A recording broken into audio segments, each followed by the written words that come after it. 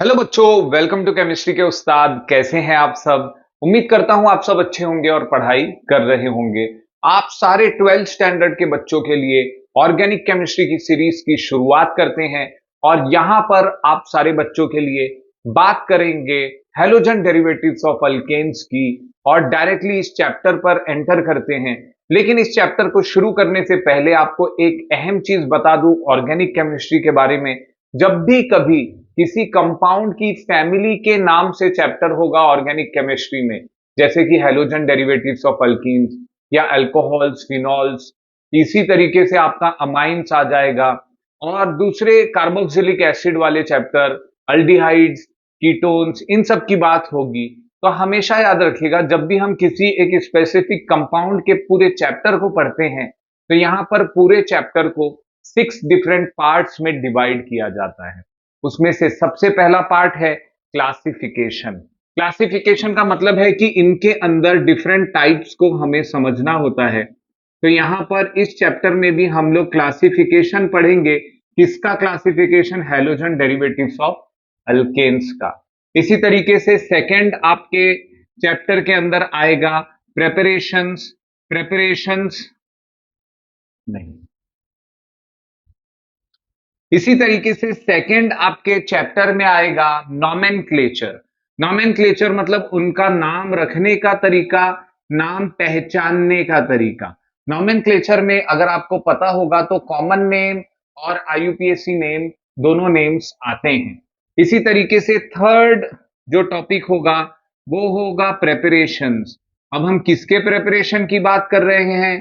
तो अब हम बात कर रहे हैं हैलोजन डेरिवेटिव्स ऑफ अल्केन्स के प्रेपरेशन की। प्रेपरेशन जैसे ही खत्म होगा, चौथा टॉपिक आएगा physical properties of halogen derivatives of alkanes. इसी तरीके से ये फिजिकल प्रॉपर्टीज के बाद पांचवा टॉपिक होगा केमिकल प्रॉपर्टीज। और हाँ बच्चों, केमिकल प्रॉपर्टीज ही वो पार्ट है जो आपको सबसे ज्यादा टफ लगेगा, क्योंकि यहां पर आएंगे केमिकल रिएक्शंस और इसी पर हमें सबसे ज्यादा ध्यान देना है।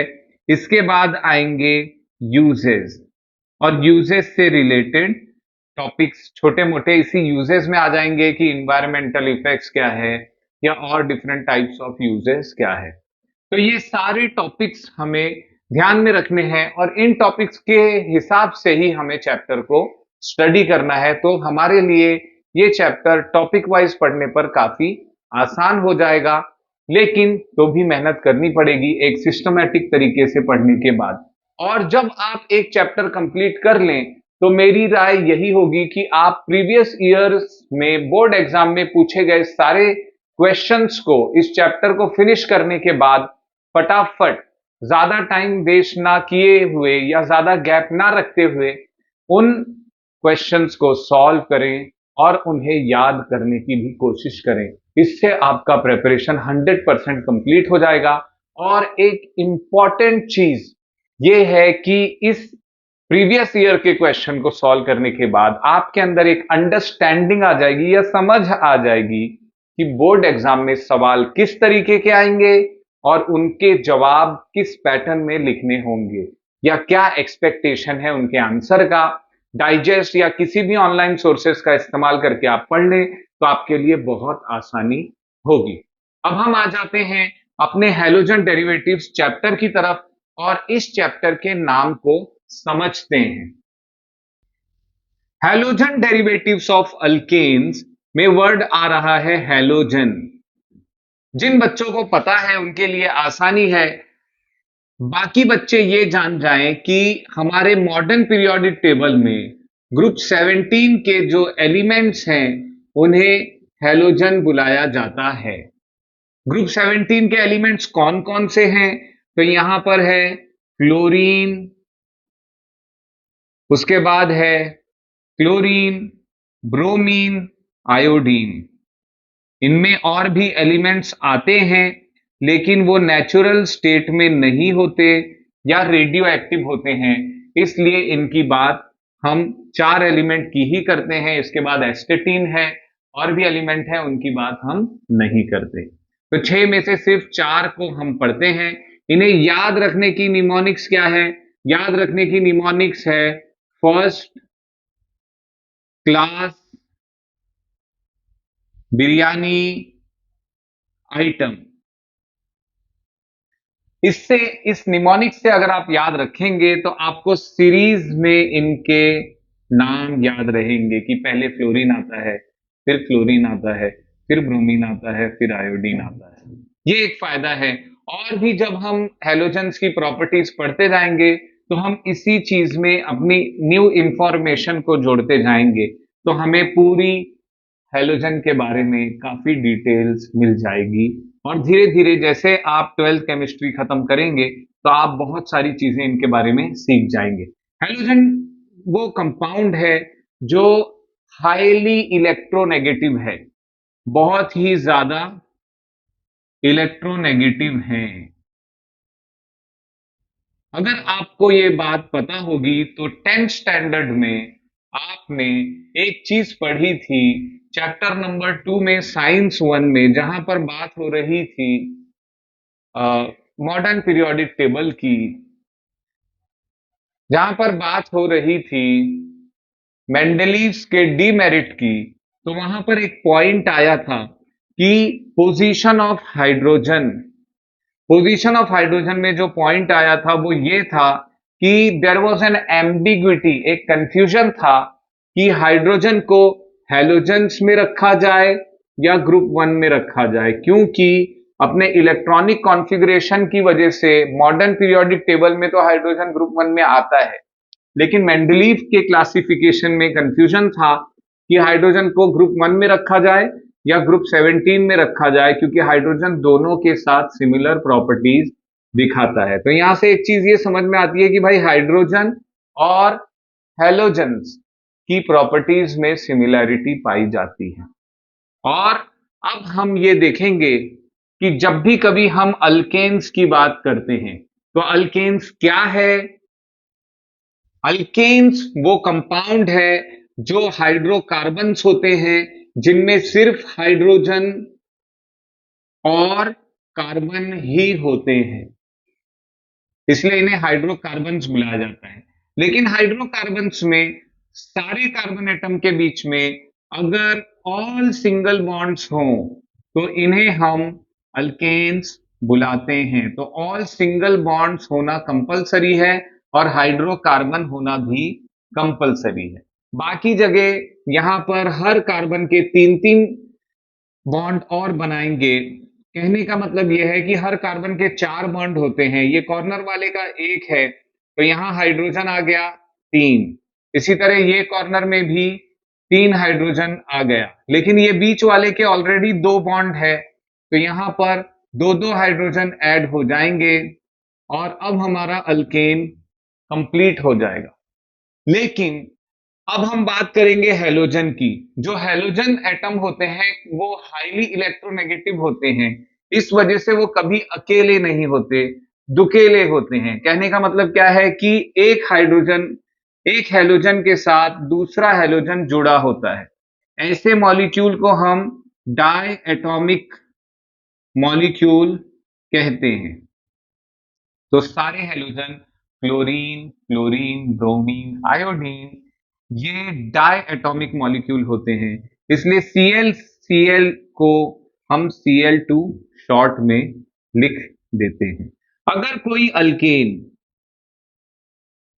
किसी हैलोजन के साथ रिएक्ट करता है और रिएक्ट करने के बाद उस अल्केन के अंदर का हाइड्रोजन हैलोजन के साथ रिप्लेस हो जाए तो उसे हम कॉमन नेम्स में अल्काइल हैलाइड कहेंगे और इसी का IUPAC नेम है हेलो अल्केन।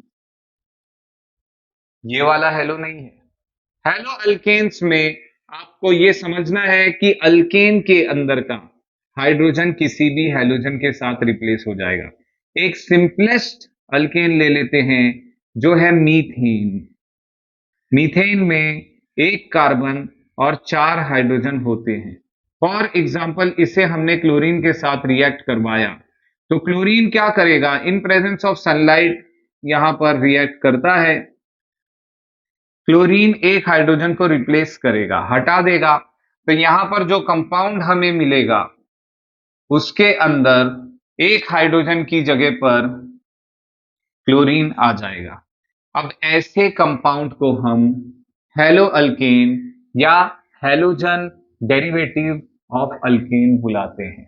एक बार फिर से रिपीट कर दूं कि अल्केन्स के साथ हेलोजन के रिएक्शन होने के बाद जो कंपाउंड डिराइव होते हैं, डिराइव का मतलब है हासिल होना, डेरिवेटिव वो कंपाउंड जो हासिल हुआ है, डिराइव वर्ब है कोई भी चीज ऑब्टेन करना, टू ऑब्टेन समथिंग ये वर्ब है, लेकिन डेरिवेटिव वो चीज है जो हासिल हुई है, ये नाउन हो गया, एनीथिंग विच इज ऑब्टेन्ड।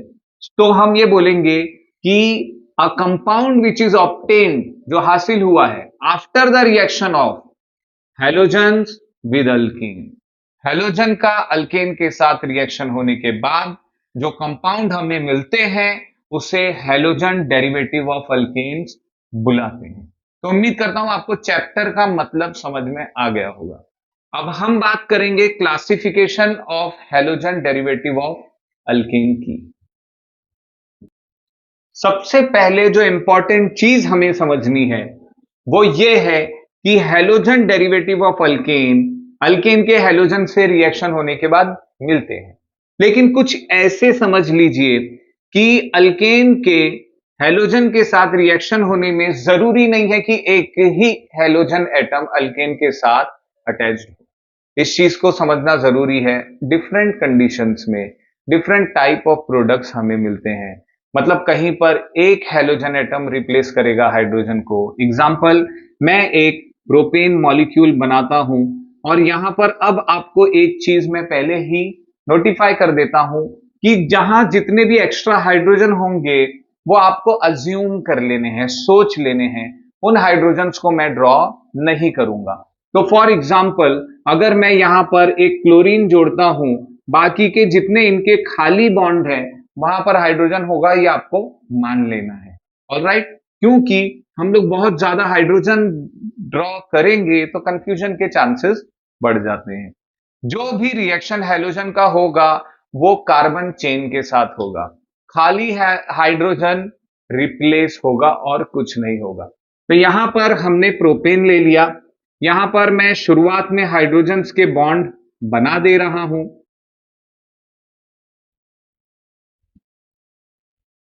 अब हम इसका रिएक्शन करा रहे हैं क्लोरीन गैस के साथ। अब हम एक Cl2 मॉलिक्यूल चुन के या मेजर करके नहीं डाल सकते, क्योंकि मॉलिक्यूल इतने छोटे होते हैं कि उन्हें एक सिंगल मॉलिक्यूल को अलग करना हमारे लिए इम्पॉसिबल है। तो हम लोग क्लोरीन गैस को मिलाएंगे इस प्रोपेन के साथ। अगर आपको पता हो तो प्रोपेन जो है वो लिक्विड फॉर्म में होता है। अब इस लिक्विड फॉर्म के साथ इस क्लोरीन गैस को मिलाया जा रहा है, तो हमारा कंट्रोल नहीं है कि एक हेलोजन या दो हेलोजन या तीन हेलोजन इसके साथ रिएक्ट करें। तो यहां पर काम आता है catalyst. Different types of catalyst, different temperature, different pressure में अलग अलग टाइप के रिएक्शंस हमें हेलो अल्केन्स के या किसी भी कंपाउंड में देखने मिलेंगे। जब कंडीशंस चेंज होगी तो वहां पर प्रोडक्ट के चेंज होने के चांसेस बढ़ जाते हैं ऑर्गेनिक केमिस्ट्री में। फिलहाल हम अज्यूम कर लेते हैं कि ये क्लोरीन ने एक हाइड्रोजन को रिप्लेस किया। कितने? एक हाइड्रोजन को रिप्लेस किया। तो अब समझ जाइए कि एक ही को रिप्लेस किया है, इसलिए ये मोनो हो गया। मोनो मतलब क्या है? वन। तो ये mono halogen derivative of alkane हो गया। फॉर एग्जाम्पल कि क्लोरीन दो हाइड्रोजन को रिप्लेस करता तो इसे हम डाई हेलोजन डेरिवेटिव बोल देते। प्रोपेन नाम को भी मिटा दे रहा हूं, कोई भी अल्केन के साथ ये कंपाउंड बन सकते हैं। अगर तीन रिप्लेस होते तो ये ट्राई हेलोजन डेरिवेटिव में आ जाते। इसी तरह तीन से ज्यादा हो गए तो हम पॉली लिखेंगे। पॉली का मतलब क्या है? मैनी।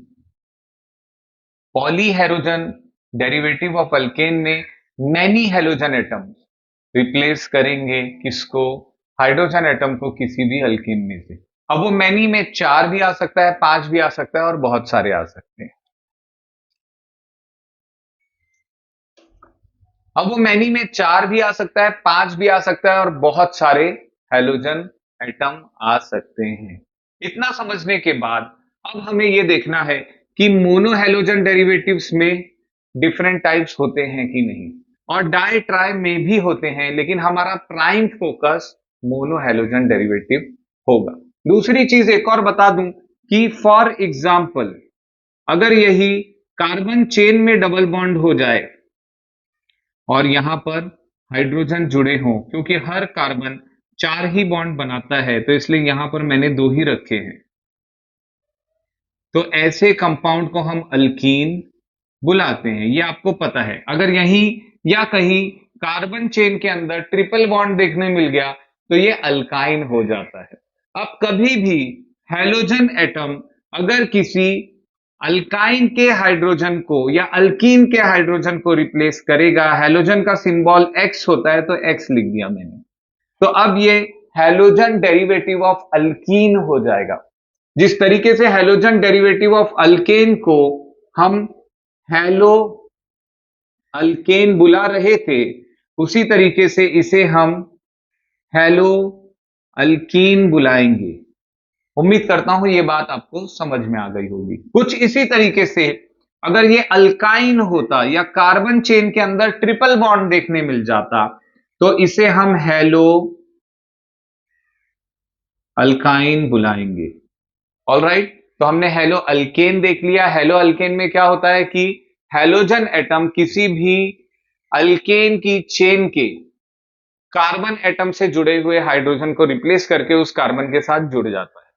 इसी तरीके से हेलो अल्कीन में क्या होता है, किसी भी अल्कीन की चेन के कार्बन एटम के हाइड्रोजन को रिप्लेस करके उसके साथ हैलोजन एटम जुड़ जाता है।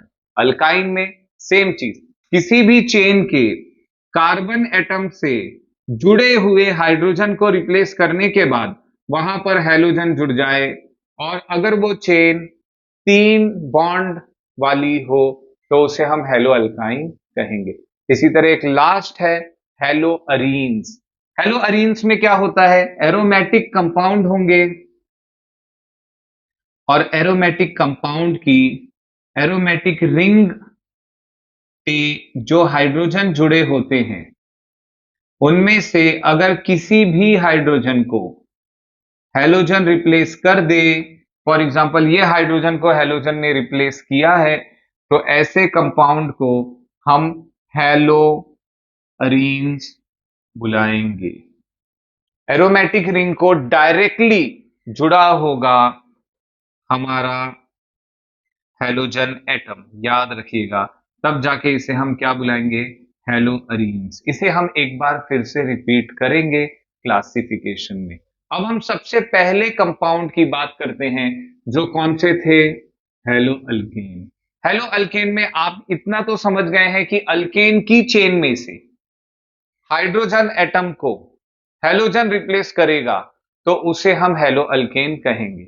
अब इतना समझने के बाद हम इनके अंदर के क्लासिफिकेशन को जिस तरीके से देख चुके हैं फिर रिपीट कर देते हैं कि यहां पर मोनो आएगा अगर एक हैलोजन एटम जुड़ा है, डाई आएगा अगर 2 हैलोजन एटम जुड़े हैं, ट्राई आएगा अगर 3 हैलोजन एटम जुड़े हैं, पॉली आएगा अगर मैनी हैलोजन एटम्स जुड़े हैं। लेकिन एक और क्लासिफिकेशन भी यहां पर बनता है, चलिए देख लेते हैं। तो यहां पर जैसे कि आप जानते हैं कि किसी भी अल्केन में, अगर आपको नहीं पता है तो आज समझ लीजिए कि जो भी कॉर्नर वाला कार्बन एटम होता है वो कार्बन एटम पूरी चेन में एक ही कार्बन एटम से जुड़ा होता है। अगर मैं इस चेन को एक्सटेंड कर दूं तो ये कॉर्नर वाला कार्बन एटम एक कार्बन से जुड़ा है, इसलिए इस कार्बन एटम का नाम है प्राइमरी कार्बन एटम। इसी तरीके से ये कार्बन एटम भी प्राइमरी कार्बन एटम है। प्राइमरी को हम 1 डिग्री लिखते हैं लेकिन 1 डिग्री पढ़ते नहीं है, लिखेंगे ऐसा कभी कभी या प्राइमरी भी लिख देंगे, इसे हम प्राइमरी कार्बन एटम कहेंगे। कौन से कार्बन एटम को, जो किसी भी चेन के एंड में या कॉर्नर पर होगा और एक ही कार्बन से जुड़ा होगा, ऐसा कार्बन प्राइमरी कार्बन कहलाता है। ऐसे कार्बन जो किसी चेन में दो अलग अलग कार्बन से जुड़े हों, उन्हें हम सेकेंडरी कार्बन बुलाते हैं। ऑल राइट, 2 डिग्री भी लिख देते हैं। अगर यहां पर हम ब्रांच बना दें, तो अब ये कार्बन अगर आप देखें तो इस पूरी चेन में जो ब्रांच्ड चेन है, उस ब्रांच चेन में ये कार्बन 1 2 3 कार्बन को जुड़ा है। तो ये कार्बन कौन सा हो जाएगा? ये टर्शरी कार्बन हो जाएगा। टर्शरी को ऐसा भी लिखा जाता है। अगर हम इस कार्बन को देखें और इस कार्बन में हम ऐसी ब्रांच बना दें जहां पर 2 और ब्रांच हो, तो ये कार्बन क्वाटरनरी कहलाता है। 4 डिग्री लिखा जाता है। एक बात जो आपको कुछ देर पहले मैं बता चुका हूं कि हैलोजन की हाइड्रोजन से प्रॉपर्टी मैच होती है। तो जब भी कभी हम अल्केन देखेंगे तो हैलोजन अल्केन के हाइड्रोजन को इजीली रिप्लेस कर सकते हैं, लेकिन किसी कार्बन को हटाना हैलोजन के लिए नामुमकिन है। वापस रिपीट करता हूं, कार्बन के 4 बॉन्ड होते हैं। इस कार्बन को अगर हम देखें तो इस कार्बन के 4 अलग कार्बन के साथ बॉन्ड ऑलरेडी हैं। तो हैलोजन कभी भी क्वाटरनरी कार्बन के साथ नहीं जुड़ेंगे। तो हमारे पास 3 ऑप्शन बचते हैं। एक है प्राइमरी कार्बन का, दूसरा सेकेंडरी कार्बन का और तीसरा टर्शरी कार्बन का। अब अगर कोई हैलोजन एटम प्राइमरी कार्बन से जुड़े हुए हाइड्रोजन को रिप्लेस करता है, तो ये primary halogen derivative of alkyne कहलाएगा। अगर यही हैलोजन एटम किसी सेकेंडरी कार्बन एटम के हाइड्रोजन को रिप्लेस करके आके जुड़ जाता है, तो ये secondary halogen derivative of alkyne कहलाएगा। अगर यही कार्बन टर्शरी हो तो हैलोजन एटम इसके हाइड्रोजन को रिप्लेस करके अगर यहां जुड़ जाता है, तो अब ये compound tertiary halogen derivative of alkane कहलाएगा। उम्मीद करता हूं आप समझ गए होंगे। फिर से रिपीट करता हूं कि अगर हैलोजन एटम प्राइमरी कार्बन को जुड़ा है तो पूरा compound primary halogen derivative of alkane है। अगर हैलोजन एटम सेकेंडरी कार्बन को जुड़ा है तो पूरा compound secondary halogen derivative of alkane है। अगर कोई कंपाउंड में हैलोजन एटम टर्शरी कार्बन से जुड़ा है तो ये tertiary halogen derivative of alkane है। इसी को शॉर्ट में हम प्राइमरी अल्काइल हैलाइड या प्राइमरी हैलो अल्केन बुलाते हैं। प्राइमरी के बाद आएगा सेकेंडरी, तो सेकेंडरी अल्काइल हैलाइड या secondary hello alkane. Tertiary alkyl halide या टर्शरी हैलो अल्केन हम उसे बुलाएंगे। अब हम चलते हैं आगे। आगे हम देखेंगे सेकेंड टाइप के कंपाउंड का क्लासिफिकेशन। तो पहला तो हैलो अल्केन हम देख चुके, हमारा हैलो अल्केन कंप्लीट हो गया। अब हम देखेंगे सेकेंड वाला। सेकेंड वाले हैं एलाइलिक और इसी से मिलते जुलते हैं विनाइलिक। तो आपकी टेक्स्ट बुक में ये सेकेंड और फोर्थ नंबर पर है। हम इसके ऑर्डर को चेंज करके एक साथ स्टडी कर लेते हैं ताकि हमारे लिए आसानी हो। तो यहां पर एलाइलिक और यहां पर एलाइलिक और विनाइलिक की बात करेंगे। याद रहे कि एलाइलिक और विनाइलिक में एक बहुत ही इंपॉर्टेंट डिफरेंस आता है। यहां पर याद रखना है शॉर्ट में कि एलाइलिक में halogen atom sp3 carbon atom को जुड़ा होगा और विनाइलिक में sp2 कार्बन एटम को जुड़ा होगा। अब ये क्या है आपको तो पता नहीं होगा। आपको 11th में हाइब्रिडाइजेशन था और वहां पर बहुत सारे हाइब्रिडाइजेशन थे, उसमें से 2 sp2 और sp3 थे, तीसरा sp हाइब्रिडाइजेशन भी था और इसी तरीके से different types of sp3d2 sp3d ये सारे भी हाइब्रिडाइजेशन थे। लेकिन फिलहाल हम इन दोनों की बात करते हैं। sp3 हाइब्रिडाइजेशन वो होता है जहां पर एक s ऑर्बिटल और 3 अलग अलग p ऑर्बिटल, तो टोटल मिलाए तो कितनी ऑर्बिटल, 4 ऑर्बिटल मिलती हैं और इनके मिक्सिंग होने की वजह से 4 सेम एनर्जी की ऑर्बिटल बनती हैं। यहां पर तो ये मिले, अब इनके मिक्सिंग के बाद 4 सेम एनर्जी की जो ऑर्बिटल बनी, उन चारों ऑर्बिटल में हर एक ऑर्बिटल sp3 हाइब्रिडाइज्ड ऑर्बिटल कहलाती है। इसी तरीके से शॉर्ट में इसको समझे तो अगर एक s और 2 p ऑर्बिटल मिले और 2p में 2 और एक ये, तो टोटल 3 सेम एनर्जी की ऑर्बिटल अगर बने हाइब्रिडाइजेशन होने के बाद, तो अब ये sp2 हाइब्रिडाइज्ड sp2 हाइब्रिडाइजेशन कहलाता है।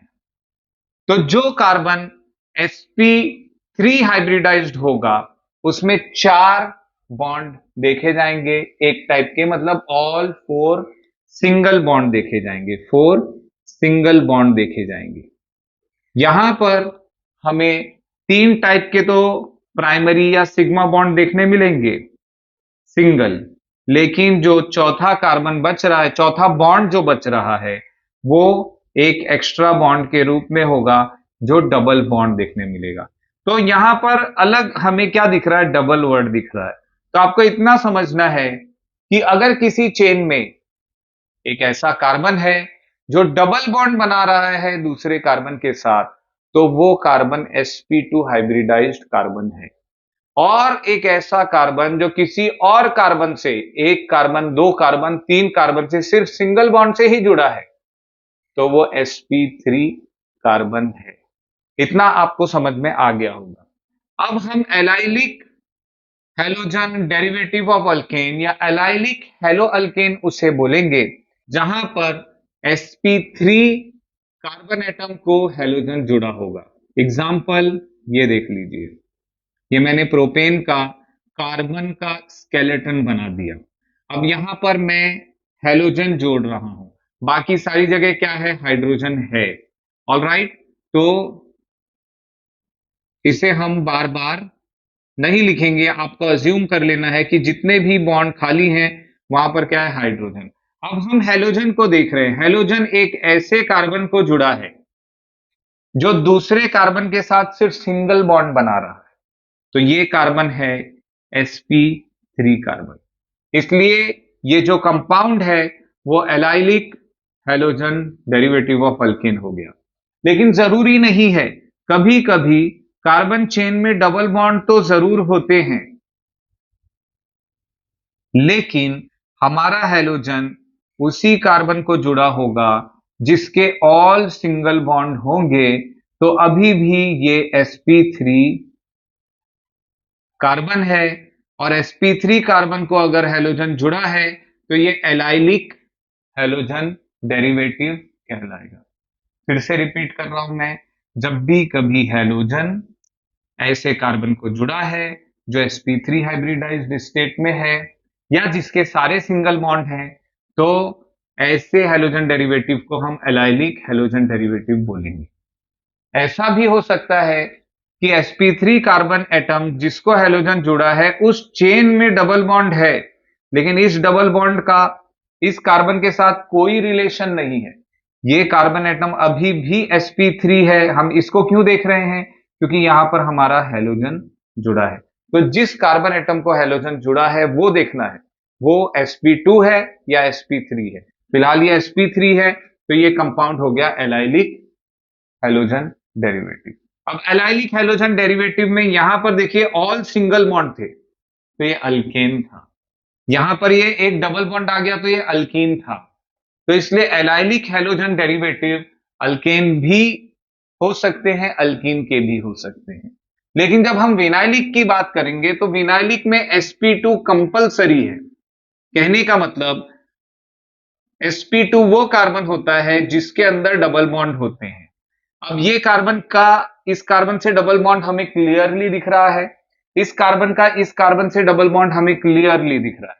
तो अगर हैलोजन इसको जुड़ जाए तो ये विनाइलिक होगा, अगर हैलोजन इसको जुड़ जाए तो भी ये विनाइलिक होगा, लेकिन अगर हैलोजन इसको जुड़ा होगा तो ये एलाइलिक होगा, जो यहां वाला स्ट्रक्चर था। तो ये कंडीशन नहीं होनी चाहिए, हमारा हैलोजन उस कार्बन को जुड़ा होना चाहिए। अब वो कोई भी हो सकता है जो दूसरे कार्बन एटम के साथ डबल बॉन्ड बना रहा है, ऐसे मौके पर हम उसे vinylic hydrocarbon, vinylic halogen derivative of alkane कहेंगे। तो विनाइलिक के लिए कंडीशन sp2 है, sp2 वो कार्बन होता है जिसका डबल बॉन्ड होता है, तो इसका मतलब सिंगल बॉन्ड वाले कोई भी कंपाउंड के अंदर एलाइलिक हो सकता है लेकिन विनाइलिक नहीं हो सकता। क्यों नहीं हो सकता? क्योंकि sp2 कंपलसरी है, sp2 कार्बन वो है जिसका डबल बॉन्ड है। अब हमने लिया ही सिंगल बॉन्ड वाले का चेन है, इसमें ये कार्बन भी sp3, ये कार्बन भी sp3, ये कार्बन भी sp3, sp2 कार्बन ही नहीं है, sp2 कार्बन ही नहीं है, तो यहां पर विनाइलिक एग्जिस्ट नहीं करेगा। तो आपको याद रखना है कि विनाइलिक हमेशा अल्कीन के होते हैं, तो यहां पर हैलो अल्कीन्स ही होंगे विनाइलिक में। लेकिन जब हम बात करेंगे एलाइलिक में तो यहां पर हैलो अल्केन या हैलो अल्कीन होंगे। आपको इस चीज को समझ लेना है। ऑलराइट बच्चों, अब हम चलते हैं नेक्स्ट टाइप के कंपाउंड पर, और इनका नाम है benzyl hello benzyl benzyl halide, और दूसरे का नाम है अराइल हैलाइड या हैलो अरीन या हैलो बेंजीन। तो हम दोनों देखेंगे। अब यहां पर हम दोनों देखेंगे। अब हम बात करेंगे बेंजाइलिक हैलाइड और अराइल हैलाइड। अराइल हैलाइड का दूसरा नाम है हैलो अरीन्स। यहां पर दोनों कंपाउंड में एक चीज जो कॉमन है वो है एरोमेटिक रिंग। बेंजाइल में बेंजीन रिंग होगी और यहां पर कोई और एरोमेटिक रिंग भी हो सकती है, यहां पर भी कोई भी एरोमेटिक रिंग हो सकती है। तो ये एरोमेटिक रिंग हमने बना दिया। जिन बच्चों को नहीं पता है उनके लिए ये बता देता हूं कि बेंजीन वो कंपाउंड है जिसका मॉलिक्यूलर फॉर्मूला है C6H6। इसमें 6 कॉर्नर वाली हेक्सागोनल रिंग होगी। हेक्सागोन उसे बोलते हैं जिसकी 6 साइड होती है, और इसके अंदर ऑल्टरनेट डबल और single bond, double bond single bond, double bond single bond देखने मिलेगा। हर कॉर्नर पर कार्बन होगा, क्योंकि हर कार्बन 4 बॉन्ड बनाता है, और विजिबली देखने में हमें यहां पर 3 बॉन्ड दिख रहा है। देखिए ये कॉर्नर देखिए तो इसके राइट साइड में डबल बॉन्ड है लेकिन लेफ्ट साइड में सिंगल बॉन्ड है, तो डबल प्लस 1 3 बॉन्ड है। यहां पर एक बॉन्ड हमेशा हिडन रहता है, मतलब छुपा हुआ रहता है ऐसा नहीं है, लेकिन हम बनाते नहीं हैं, वो अंडरस्टूड है, समझी हुई बात है। याद रखिएगा, तो जब भी कभी रिंग बनाई जाए तो हमें यह समझ लेना है कि हर कॉर्नर पर एक एक हाइड्रोजन एक्स्ट्रा है। ये कंप्लीट बेंजीन का स्ट्रक्चर है। अब मैं ये बताना चाह रहा हूं कि अगर ये हाइड्रोजन डायरेक्टली रिप्लेस हो और यहां पर हैलोजन जुड़े तो ये हैलो अरीन्स है। लेकिन अगर ये ऐसा ना हो और यहां पर कोई ऐसा कंपाउंड जुड़े जो कार्बन हो डायरेक्टली अटैच्ड बेंजीन रिंग से और उस कार्बन को हैलोजन जुड़ा हो, तो इसे हम बेंजाइलिक हैलाइड कहेंगे। फिर से बना देता हूं स्ट्रक्चर। ये देखिए, ये मैं बेंजीन रिंग बना रहा हूं, इसके सारे हाइड्रोजन एटम जो सारे कार्बन पर हैं वो अंडरस्टूड हैं। अब हम बात करेंगे किसकी? हैलोजन एटम की। अगर हैलोजन एटम डायरेक्टली रिंग से जुड़ा है तो ये हैलो अरीन हो गया। लेकिन अगर हैलोजन एटम डायरेक्टली रिंग से नहीं जुड़ा है, हैलोजन एटम उस कार्बन से जुड़ा है जो कार्बन रिंग से जुड़ा है, तो ये बेंजाइलिक हैलाइड हो गया। तीसरी बार आपको सेम चीज बताने जा रहा हूं कि अराइल हैलाइड में हैलोजन एटम डायरेक्टली रिंग से जुड़ा होगा, लेकिन बेंजाइलिक हैलाइड में हैलोजन एटम उस कार्बन से जुड़ा होगा जो कार्बन की चेन जुड़ी होगी एरोमेटिक रिंग से, या वो कार्बन जुड़ा होगा। ऐसा भी हो सकता है कि बेंजीन रिंग में एक बहुत लंबी कार्बन चेन जुड़ी हो और उस कार्बन चेन के कॉर्नर पर या कहीं भी बीच में हैलाइड हो। क्योंकि ये हैलाइड रिंग से डायरेक्टली नहीं जुड़ा है तो ये कंपाउंड बेंजाइलिक हैलाइड है। कुछ कंडीशन ऐसी भी आ सकती है कि बेंजीन रिंग है, बेंजीन रिंग से कार्बन चेन जुड़ी है लेकिन हमारा हैलाइड रिंग को डायरेक्टली जुड़ा है, तो ये एराइल हैलाइड होगा। तो याद रखिए, जब भी कभी हैलोजन एटम डायरेक्टली रिंग से जुड़ा हो तो वो एराइल हैलाइड या हैलो अरीन कहलाएगा, लेकिन जब भी कभी वो डायरेक्टली रिंग से ना जुड़ा हो तो ये बेंजाइलिक हैलाइड कहलाएगा। यही क्लासिफिकेशन का कॉमन डिफरेंस है जो आपको समझना था। इन सारे टॉपिक्स में आपको ये सारी चीजें समझनी है कि क्लासिफिकेशन किस तरीके से किया जाए। बोर्ड एग्जाम में इससे रिलेटेड क्वेश्चन आपसे पूछे जा सकते हैं ट्विस्ट करके, और इनमें आपको आइडेंटिफाई करना है कि ये कौन से टाइप का कंपाउंड है। अब लास्ट जो बच रहा है वो है हेलो अल्काइन, और ये सिंपल है क्योंकि आपने पूरा क्लासिफिकेशन देख लिया, तो अब आपको ये चीज भी इजीली समझ में आ जाएगी। चलिए देख लेते हैं। इसके बारे में हम ऑलरेडी बात कर चुके थे। यहां पर आपको ऑलरेडी पता है कि अगर किसी अल्काइन की चेन में हमारा हैलोजन जुड़ा हो तो इसे हम हैलो अल्काइन कहेंगे। अब जरूरी नहीं है कि ये हैलोजन ट्रिपली या ट्रिपल बॉन्ड वाले कार्बन से ही जुड़ा हो। याद रखिए, ट्रिपल बॉन्ड वाले कार्बन, डबल बॉन्ड वाले कार्बन और सिंगल बॉन्ड वाले कार्बन की जो कंडीशन थी वहां पर नाम ही अलग थे, एलाइलिक और विनाइलिक। लेकिन यहां पर जो पूरी चेन है उसके अंदर ट्रिपल बॉन्ड है, लेकिन हमारा हैलोजन उस चेन को कहीं भी जुड़ा है, तो ये हैलो अल्काइन हो गया। क्यों? क्योंकि पूरा कंपाउंड अगर हैलोजन के बिना देखा जाता तो इसे हम क्या बुलाते? अल्काइन बुलाते। अल्काइन के लिए कंडीशन क्या है कि भाई चेन के अंदर कहीं भी ट्रिपल बॉन्ड दिख गया तो उसे क्या बोलना है? अल्काइन बोलना है।